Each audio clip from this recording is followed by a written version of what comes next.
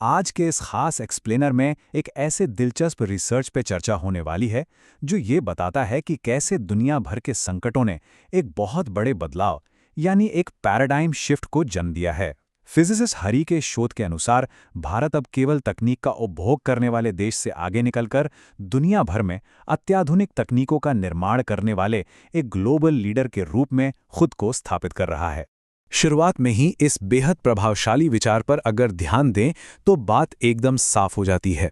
महामारी, भू राजनीतिक टकराव और ऊर्जा संकट के इस अस्थिर दौर में दुनिया एक नई व्यवस्था की तरफ बढ़ रही है और इस माहौल में टिके रहने के लिए सिर्फ आयात पर निर्भर रहने से काम नहीं चलने वाला, बल्कि एक साहसिक आत्मनिर्भरता की सख्त जरूरत है।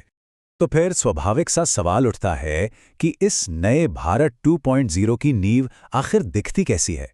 ऐसे कौन से बिल्कुल अलग अलग तकनीकी क्षेत्र हैं जो एक साथ मिलकर भविष्य की इस मजबूत और एकजुट नींव को तैयार कर रहे हैं? आइए इसी को डिकोड करते हैं। इस सफर के 5 मुख्य पड़ाव हैं। डिजिटल रक्षा में आत्मनिर्भरता से शुरुआत करते हुए हम ऊर्जा और सिलिकॉन संप्रभुता, क्वांटम तकनीक में एक बड़ी छलांग, न्यू स्पेस के नए युग और आखिर में इन सभी के एक साथ मिलने यानी कन्वर्जेंस पर चर्चा करेंगे। तो चलिए बिना किसी देरी के पहले पड़ाव की ओर बढ़ते हैं। पहला स्तंभ है डिजिटल रक्षा यानी डिजिटल डिफेंस में आत्मनिर्भरता। आज के वक्त में एक आधुनिक रक्षा रणनीति का मतलब सिर्फ जमीनी सरहदों पर पहरा देना बिल्कुल नहीं रह गया है। जमाना पूरी तरह बदल चुका है। एक वक्त था जब युद्ध सिर्फ भौतिक सरहदों पर पारंपरिक सैनिकों के बीच लड़े जाते थे, लेकिन आज की सच्चाई बिल्कुल अलग है।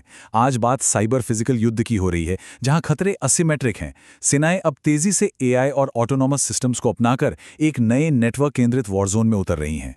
और इस नए वॉरजोन के लिए तैयारी भी उसी स्तर की हो रही है। यूपी और तमिलनाडु में बन रहे डिफेंस कॉरिडोर इसका जीता जागता सबूत है। सबसे अहम बात यह है कि स्वदेशी मिसाइल, रडार और इलेक्ट्रॉनिक वॉरफेयर सिस्टम्स को एक ऋण मुक्त यानी डेट फ्री आर्थिक मॉडल पर बनाया जा रहा है।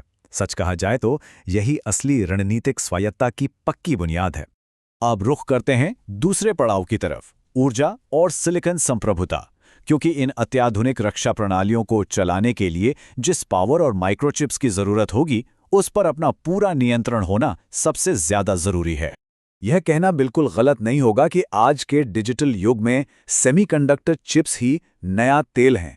जैसे कभी औद्योगिक युग में तेल का दबदबा था, वैसे ही आज जो सिलिकॉन सप्लाई चेन को कंट्रोल करेगा, वही भविष्य की वैश्विक अर्थव्यवस्था की दिशा तय करेगा। इसी बात को ध्यान में रखते हुए एक बहुत बड़ा रणनीतिक शिफ्ट देखने को मिल रहा है। अब बात सिर्फ बड़ी संख्या में चिप डिजाइन करने तक सीमित नहीं है। धोलेरा, गुजरात में कमर्शियल फैब्स और असम के मरीगांव में लगने वाले एआईटीएमपी प्लांट्स के जरिए एक पूरी मैन्युफैक्चरिंग चेन खड़ी की जा रही है। चाहे स्मार्टफोन हो, ऑटो इंडस्ट्री हो या फिर विशाल एआई डेटा सेंटर, हर जगह यहीं से सप्लाई जोड़ने की जबरदस्त तैयारी है। सिलिकॉन क्रांति के साथ साथ ऊर्जा स्वतंत्रता के मुद्दे को भी तेजी से सुलझाया जा रहा है। एक तरफ पुराना हाई कार्बन और कमजोर जीवाश्म ईंधन वाला ग्रिड है और दूसरी तरफ आ रही है एक विकेंद्रीकृत सौर क्रांति। पीएम सूर्य घर मुफ्त बिजली योजना और रूफटॉप सोलर पहल के जरिए ऊर्जा उत्पादन को पूरी तरह से डिसेंट्रलाइज करके एक बेहद लचीला और मजबूत ग्रिड बनाया जा रहा है। इस महत्वाकांक्षा के विशाल लक्ष्य पर अगर गौर किया जाए तो बात 500 गीगावाट गैर जीवाश्म ऊर्जा क्षमता की हो रही है। यह वाकई कोई छोटा आंकड़ा नहीं है। इस लक्ष्य को हासिल करने के लिए ग्रीन हाइड्रोजन हब और एडवांस बैटरी स्टोरेज प्रणालियों में भारी निवेश हो रहा है, ताकि ऊर्जा सुरक्षा हमेशा के लिए पक्की हो सके।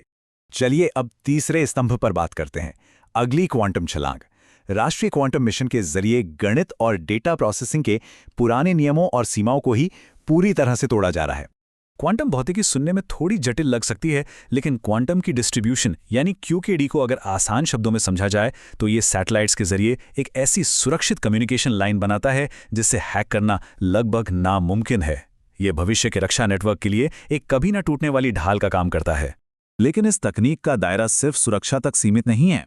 सुपर कंडक्टिंग और फोटोनिक प्लेटफॉर्म्स पर बनने वाले ये क्वांटम सिमुलेटर इतनी अविश्वसनीय गति से डेटा प्रोसेस करेंगे कि नई दवाइयों की खोज से लेकर बेहद जटिल आर्थिक और वित्तीय मॉडलिंग तक सब कुछ पूरी तरह से बदल जाएगा।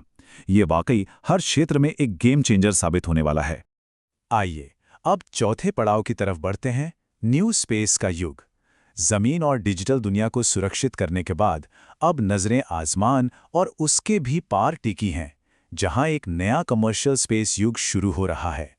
अंतरिक्ष अन्वेषण का ये पूरा रोड मैप अपने आप में एक अद्भुत कहानी बयां करता है।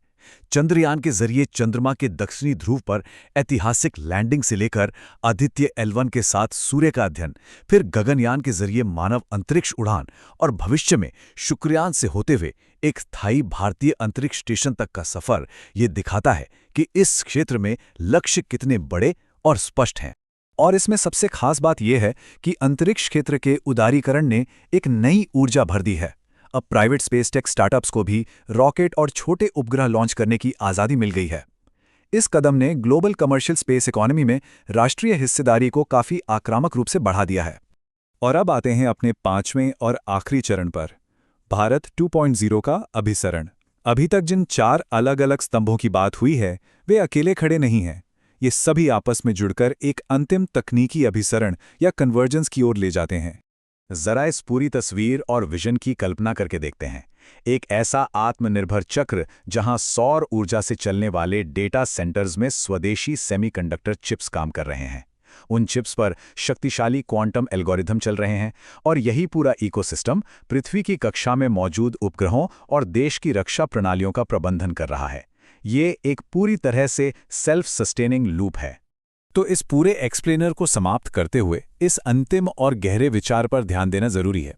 जब कोई राष्ट्र सिर्फ एक उपभोक्ता न रहकर इस स्तर का डीप टेक निर्माता बन जाता है, तो क्या विज्ञान, शांति और स्थिरता का ये मॉडल आने वाले दशकों में वैश्विक भू-राजनीति को पूरी तरह से फिर से परिभाषित नहीं कर देगा?